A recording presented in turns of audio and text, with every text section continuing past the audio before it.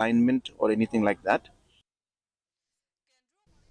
Chief Minister Conrad Sangma has declined to intervene directly in the ongoing matters of the Northeastern Hill University, emphasizing that the state government's priority lies in safeguarding the larger interest of the students. He affirmed that the state government remains ready to provide support or inputs whenever required, particularly when it aligns with the interests of the student community.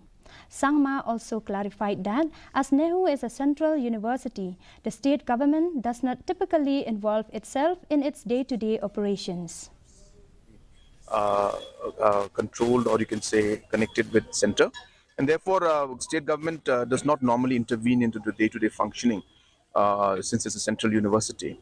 But whenever asked for any advice or whenever asked for any support, we have always done our best to do that. Even earlier, when this issue had just started off, through different multiple channels, means individuals and stakeholders, I was asked to speak to Delhi, and I did that. And based on those communications and multiple conversations with the central ministry, we were able to then come to this point where inquiry committee was put up.